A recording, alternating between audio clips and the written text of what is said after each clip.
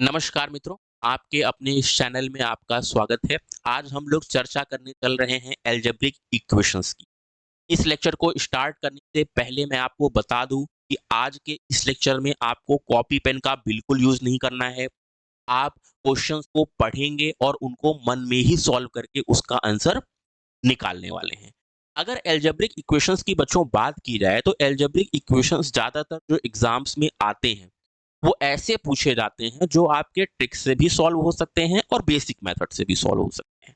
अब बच्चे क्या करते हैं कि वहां पर बेसिक मेथड को अप्लाई करना शुरू करते हैं। जब बेसिक मेथड को आप किसी इक्वेशन में अप्लाई करते हो तो वहां पे कैलकुलेशन अलजेब्रा में बहुत लेंदी हो जाता है। इसलिए बेसिक कॉन्सेप्ट बच्चों जानना तो बहुत जरूरी है। अगर बेसिक कॉन्सेप्ट आप समझे रहोगे तो आपको ट्रिक्स वगैरह समझ में बहुत अच्छे से आएगी, लेकिन एग्जाम में उसको अप्लाई करना मेरे हिसाब से ठीक नहीं बैठता। वहां पे आप केवल अपना टाइम बर्बाद करके आते हो और कुछ नहीं। तो आज हम लोग वैदिक गणित की हेल्प से कुछ स्पेशल टाइप के एल्जेब्रिक इक्वेशंस को सॉल्व करना सीखेंगे और आप मुझे लेक्चर के लास्ट में खुद बताइएगा कि आपका इस मेथड से सॉल्व करने में कितना टाइम बच रहा है। चलिए, एल्जेब्रिक इक्वेशंस को सॉल्व करने के लिए वैदिक गणित में एक बहुत प्यारा सा सूत्र है बच्चों, शून्य साम्य समुच्चय। इसका एक अर्थ होता है कि जब समुच्चय एक समान है तो उस समुच्चय का मान बच्चों क्या होता है, शून्य होता है। अब भिन्न भिन्न परिस्थिति में इसके अर्थ जो है वो भिन्न भिन्न होते हैं। अर्थ का मतलब इनके अनुप्रयोग भिन्न भिन्न। अब इनको आप इक्वेशंस के माध्यम से ही समझ सकते हैं। अगर आप कुछ कॉन्सेप्ट सीखने आए हैं इस लेक्चर में तो लास्ट तक बने रहिए और मेरे बताई हुई बातों को ध्यान से समझिए और मुझे पूरा भरोसा है कि इस लेक्चर के लास्ट में आपके दिमाग में 100% चीजें बहुत अच्छे से कवर हो जाएंगी, यानी घुस जाएंगी। ठीक है, चलिए अब आते हैं इक्वेशन पे। अगर मैं कहूं कि इसको सॉल्व करना है तो 80% बच्चे क्या करने वाले हैं, 80% बच्चे इसको लेफ्ट और राइट में मल्टीप्लाई करेंगे और एक्स की वैल्यू निकालेंगे। मैं कहता हूं ऐसा बिल्कुल नहीं करना है। आपको क्या करना है, आइए देखिए। अभी हम लोगों ने जो सूत्र पढ़ा शून्य साम्य समुच्चय, उसका एक अनुप्रयोग यहाँ पे ये आता है कि अगर एक ऐसा एल्जेब्रिक इक्वेशन है, ठीक है, अगर इसमें लेफ्ट हैंड साइड, कहाँ पे, लेफ्ट हैंड साइड और लेफ्ट हैंड साइड और राइट हैंड साइड जो नंबर्स का सम है बच्चों, वो अगर इक्वल है तो एक्स की वैल्यू वहां पे क्या होगी, जीरो। जैसे इसमें अगर हम लेफ्ट साइड देखें बच्चों, नंबर्स का सम क्या निकल के आ रहा है, बहुत ध्यान से देखिएगा। तीन एकन्नम तीन, केवल नंबर्स को देखना है। दो दूनी चार, यानी सम कितना हो गया बच्चों, सात। अब आपको राइट हैंड साइड देखना है तो तीन दूनी छह, और यहाँ पर एक लौता एक है, ये अकेला है तो इसको यहाँ पर एक लिख दीजिए। जैसे कि आप छह एक सात, तो यहां भी सात, यहां भी सात, दोनों तरफ क्या है बच्चों, सात। यानी यहां पर x की वैल्यू क्या हो जाएगी बच्चों, जीरो। आपको कुछ मल्टीप्लाई या कुछ करना ही नहीं है, डायरेक्ट आप देखेंगे कि x की वैल्यू यहां क्या होगी बच्चों, जीरो होगी। और वही इस इक्वेशन का क्या होगा, सॉल्यूशन। आगे बढ़, एक इक्वेशन ये भी है। अब यहां भी वही कॉन्सेप्ट आपको अप्लाई करना है कि अगर लेफ्ट हैंड साइड और राइट हैंड साइड, यानी दाहिनी ओर और बाईं ओर, अगर अंकों का योग बच्चों क्या है, समान है, तो इस इक्वेशन में जो x की वैल्यू होगी बच्चों क्या होगी, जीरो होगी। अब फटाफट चेक करते हैं। तीन दूनी छह, भाई मल्टीप्लाई तो नंबर्स का ही नंबर से होगा। अगर हम नंबर्स का मल्टीप्लाई किसी और वेरिएबल से कर देंगे तो वो इंडिपेंडेंट नंबर कहाँ होगा। तो यहाँ पे क्या मिलेगा मुझे, तीन दूनी छह, और यहाँ एक और छह का मल्टीप्लाई करेंगे तो बच्चों क्या मिलेगा, छह। यानी यहाँ पर भी मुझे इंडिपेंडेंट नंबर क्या मिल रहा है, छह, और इधर भी क्या मिल रहा है बच्चों, छह। यानी दोनों तरफ अंकों का जो योग है बच्चों वो क्या है, समान है। तो यहाँ पर बच्चों x की वैल्यू क्या हो जाएगी, जीरो। यही इस इक्वेशन का क्या होगा बच्चों मेरे, सॉल्यूशन। चलिए आगे बढ़ते हैं। एक ये इक्वेशन क्या हुआ है। अब अगर देखने में आपको ये बहुत भारी भरकम इक्वेशन लग रहा होगा, कई बच्चे एग्जाम में इसका एलसीएम लेंगे, एलसीएम लेने के बाद इसको सॉल्व करने बैठ जाएंगे। अब सोचिए अगर आप एलसीएम ले करके और फिर एक्स की वैल्यू निकालने बैठ जाएंगे तो कितना टाइम आपका बर्बाद होने वाला है। तो थोड़ा सा स्मार्ट बनी। यहाँ पे देखिए, इस साइड कोई भी x से इंडिपेंडेंट नंबर है, इसको मत देखिएगा, ये x अपॉन 2 है। x अपॉन 2 में 2 जो है वो इंडिपेंडेंट नंबर नहीं है, उसके साथ x जुड़ा हुआ है, यानी आप ये लिख रहे हैं एक तरीके से 1/2 इंटू एक्स, यानी ये आपका जो 1/2 यानी जो 2 है वो x से इंडिपेंडेंट नहीं है। ठीक है, तो यहां पर कोई नंबर है अवेलेबल नहीं है, तो यहां पर एक तरह से जीरो है, कोई नंबर नहीं है। यहां कोई इंडिपेंडेंट नंबर है नहीं सर, कोई नंबर नहीं, यानी जीरो है, यानी इधर भी जीरो है, इधर भी जीरो है, तो x की वैल्यू बच्चों क्या हो जाएगी यहां पर जीरो, क्योंकि दोनों साइड जो नंबर्स हैं x से इंडिपेंडेंट यानी वेरिएबल से इंडिपेंडेंट वो क्या है बच्चों, जीरो है, तो x की वैल्यू हो गई मेरी जीरो। चलिए, अब इस टाइप के जो क्वेश्चंस आपके आएंगे जिनमें लेफ्ट और राइट साइड नंबर्स का सम जीरो होगा, उसमें x की वैल्यू क्या होने वाली है बच्चों, जीरो होने वाली। अब आपको ऐसे इक्वेशंस को सॉल्व नहीं करना है। चलिए, अब ये दूसरे टाइप का आता है। अब यहाँ पे क्या अर्थ निकल के आता है उस इक्वेशन का, देखिए, अगर लेफ्ट हैंड साइड और राइट हैंड साइड एक कॉमन गुणनखंड हो, क्या हो, एक कॉमन गुणनखंड हो, तो उस गुणनखंड का ही मान जो होता है बच्चों जीरो होता है। जैसे यहाँ पर एक ये कॉमन गुणनखंड है, एक ये, यानी x प्लस 1 की वैल्यू क्या हो जाएगी बच्चों, जीरो, यानी x की वैल्यू क्या हो जाएगी बच्चों, माइनस। यही इस इक्वेशन का क्या होगा बच्चों, सॉल्यूशन। आपको बिल्कुल इसमें मल्टीप्लाई करने की जरूरत नहीं है कि आप 2 इंटू एक्स करिए, 2 इंटू 1 करिए, 7 इंटू एक्स करिए, 7 इंटू 1 करिए, ये वाहियात काम करने की बिल्कुल जरूरत नहीं। ठीक है, ये इसका क्या हो गया बच्चों, सॉल्यूशन। अब इसी टाइप में एक क्वेश्चन और देखते हैं। अब ये आपका इक्वेशन, अब आप क्या करेंगे, ऐसे इक्वेशंस को या तो एग्जाम में देखेंगे तो छोड़ के चले आएंगे क्योंकि आपको लगेगा इसमें बहुत कैलकुलेशन करनी है, और नहीं तो आप इसको मल्टीप्लाई करने लगेंगे, फिर लेफ्ट हैंड राइट हैंड का खेल खेलेंगे। लेफ्ट हैंड राइट हैंड का खेल खेलने के बाद वेरिएबल एक तरफ, नंबर एक तरफ, और फिर उसको आप सॉल्व करेंगे। लेकिन मैं कहता हूं कि यहाँ पर दो गुणनखंड बच्चों क्या है, कॉमन है, क्या है, x माइनस 5, तो डायरेक्ट आपको लिखना है x minus 5 is equal to 0, और x की वैल्यू बच्चों क्या मिल गई, 5। यही इस इक्वेशन का क्या हो गया बच्चों, सॉल्यूशन हो गया। दो लाइन में सॉल्व किया, इसमें कॉपी पेन की कोई जरूरत है बिल्कुल नहीं है। आपने देखा कि एक गुणनखंड आपका कॉमन है x माइनस 5, इसी की वैल्यू 0 के इक्वल होगी। यही तो एग्जामिनर आपको बेवकूफ बनाने के लिए देता है कि जिसने मैथ के साथ खेला हुआ है, मैथ के साथ टाइम स्पेंड किया हुआ है, तो वो तो इसको देख करके तुरंत आंसर निकाल देगा, लेकिन जिसने केवल मैथ में रट्टा मारने की कोशिश की है वो क्या करेगा, इसका मल्टीप्लाई करेगा और सॉल्व करेगा। चलिए आगे बढ़ते हैं। इसी टाइप का एक इक्वेशन और है। अब ये एक गंभीर मसला आ जाता है। अब ऐसे इक्वेशन जब बच्चे देखते हैं तो उनको लगता है कि ये तो बहुत लंबा क्वेश्चन है और इसका आंसर भी मुझे बहुत लंबा मिलने वाला है, लेकिन नहीं। अब आपको यहां भी एक कॉमन गुणनखंड यानी फैक्टर मिलेगा x प्लस 1। जब x प्लस 1 मिला तो x प्लस 1 को ही आपको क्या कर देना है, जीरो बोल देना है। क्या बोलना है, जीरो के इक्वल, यानी x plus 1 is equal to zero, यानी x की वैल्यू क्या होगी बच्चों यहां से -1। ये क्वेश्चंस एग्जाम्स में बहुत आते हैं, इसी में कुछ डीप आपके क्वेश्चंस को थोड़ा सा पैटर्न को चेंज कर देगा, और आपका आंसर जो है क्या मिला मुझे, x इज इक्वल टू -1। चलिए आगे बढ़े हम। चलिए, अब आता है बच्चों टाइप थर्ड। अब देखने में तो ये भी कॉम्प्लिकेटेड लग रहा है, यहां भी आपको लगेगा कि यहाँ पे मैं एलसीएम कैसे लूं, मुझे तो एलसीएम लेना पड़ेगा। वो भी एलसीएम किसका लेना है, एल्जेब्रिक इक्वेशंस का एलसीएम, और यहीं पर आप मात खा जाते हो।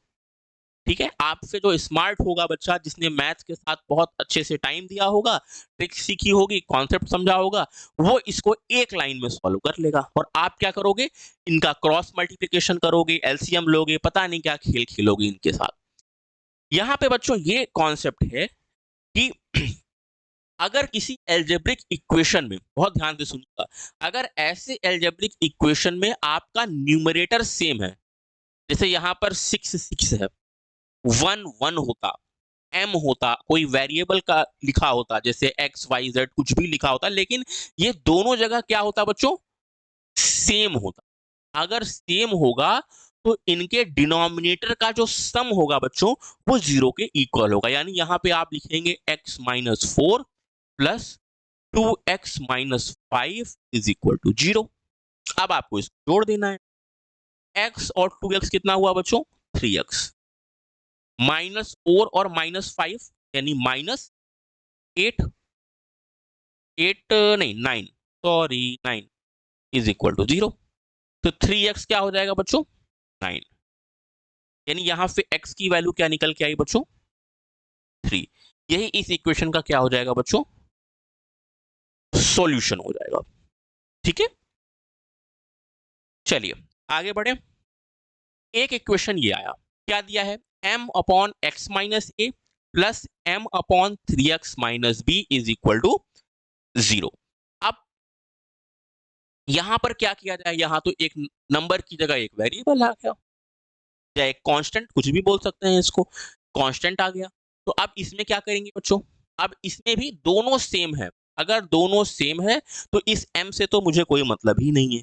अब हम आएंगे अपने कॉन्सेप्ट पे। अगर दोनों न्यूमरेटर यानी अंश अगर सेम है तो हर का जो योग होगा बच्चों किसके बराबर होगा? 0 के बराबर होगा। यानी आपको सिंपल करना है x minus a plus 3x minus b is equal to 0। 3x और x कितना हो गया बच्चों? 4। और इसको लिख सकते हैं माइनस ए, ब्रैकेट लगा दीजिए, और plus b is equal to 0। ये तो करना था। अब 4x को क्या लिख सकते हैं बच्चों? a plus b. ये पूरा राइट हैंड साइड जाएगा तो पॉजिटिव यानी धनात्मक हो जाएगा। तो यहां से बच्चों x की वैल्यू क्या आ जाएगी? a plus b divide by 4। यही इसका क्या हो जाएगा बच्चों? सॉल्यूशन। और कुछ करना है? नहीं। इस m से मुझे कोई मतलब नहीं। समझ में आ गई ये बात? चलिए, ये आपका तीसरा टाइप था, शायद समझ में आ गया होगा। चलिए अब आते हैं फोर्थ टाइप। जो अभी हम लोगों ने सूत्र पढ़ा शून्य साम्य समुच्चय, उसी का ये चौथा अनुप्रयोग है। क्या है बच्चों? ये बहुत अच्छे से समझ लीजिए। अगर ऐसे इक्वेशंस में अगर आपके अंश का योग यानी अंशों का योग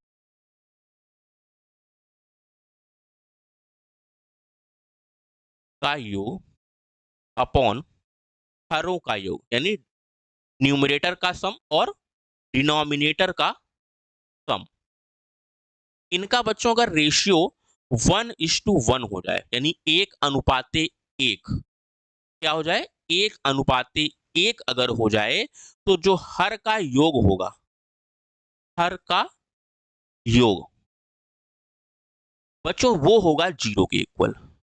ठीक है, ये आपको याद रखना। तो हर का योग क्या होगा बच्चों? 0 के बराबर। अब आप अंश को जोड़ दीजिए, क्या हो जाएगा? 4x प्लस 9 और 7 बच्चों हो गया 16।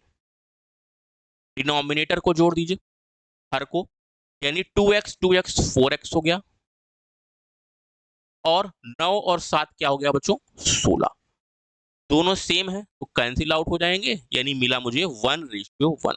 यानी अंश और हर का जो योग का रेशियो है बच्चों वो 1:1 है। ये आप ओरली भी कर सकते थे, ये लिखने की जरूरत नहीं थी, लेकिन मुझे समझाना था तो मुझे तो पेन चलानी है।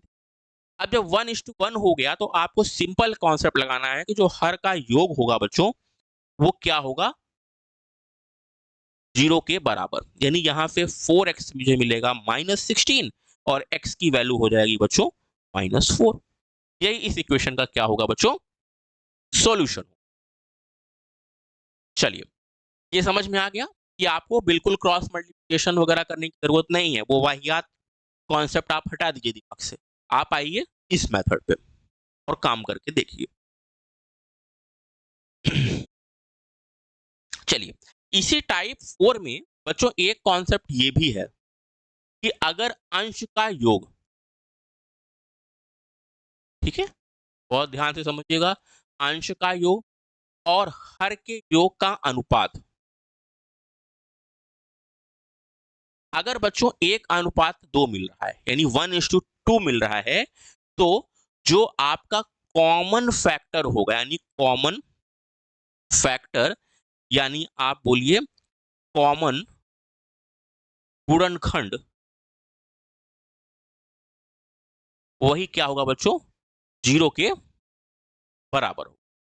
जैसे इसको और इसको हम जोड़ेंगे तो क्या मिलेगा बच्चों, 4x प्लस 5। ये हो गया मेरे अंश का योग यानी न्यूमरेटर का सम।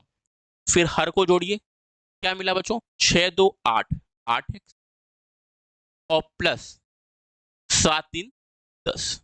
नीचे वाले में कुछ कॉमन है, क्या दिख रहा है कॉमन आपको, फटाफट बताइएगा। 2 कॉमन दिख रहा है। अंदर क्या बचेगा, 4x प्लस 5। इसको और इसको काट दीजिए, क्या बचा 1/2। यानी इसका रेशियो क्या है बच्चों, 1/2 है। तो इनका जो कॉमन गुणनखंड क्या था, कॉमन गुणनखंड वही था जिसको मैंने कैंसिल करके भगा दिया। कौन सा था वो, 4x plus 5 is equal to 0। तो यहां से बच्चों 4x क्या मिला मुझे, 5, और x की वैल्यू क्या मिली बच्चों, -5/4। कभी कभी खोटा सिक्का ही काम आता है, तो ये खोटा सिक्का ही है जिसको मैंने पहले ही भगा दिया, वही क्या निकाल रहा है, सॉल्यूशन निकाल रहा है। तो ये मेरा खोटा सिक्का है। यही बच्चों क्या हो गया इसका solution, x is equal to -5/4। तो ये बच्चों 4 या आप कह सकते हैं 5 टाइप के अलजेब्रिक इक्वेशंस थे जो आपके एग्जाम्स में यूजुअली देखे जाते हैं और जिसके लिए आप लोग बहुत सारी माथापच्ची करते हो, उनका कैलकुलेशन करने के लिए मल्टीप्लाई करते हो और अपना टाइम बर्बाद करते हो। तो आज के लिए आपका वैदिक गणित का जो ये कॉन्सेप्ट था वो इतना ही था। अगले लेक्चर में हम लोग कुछ नई ट्रिक्स के साथ फिर बात करेंगे, ऐसी ट्रिक्स जो आपके एग्जाम में आपके समय को बचाए और आपको बहुत आसानी से समझ में आ जाए। चलिए बच्चों, एक बात और बतानी थी कि हमारा एनसीईआरटी का एक क्रैश कोर्स स्टार्ट होने वाला है जिसमें आपको क्लास 9th और 10th की मैथ्स, फिजिक्स और केमिस्ट्री का एक शॉर्ट वीडियो मिलेगा। यानी आप उस क्रैश कोर्स का मैंने ड्यूरेशन रखा है 45 डेज, जिसमें आपका मैथ भी शामिल है, फिजिक्स भी शामिल है और केमिस्ट्री भी शामिल है 9th और 10th की। जो बच्चे किसी भी एग्जाम की प्रिपरेशन करना चाहते हैं या खुद 9th या 10th में हैं, वो इस वीडियोस को देख करके अपना क्विक रिवीजन कर सकते हैं।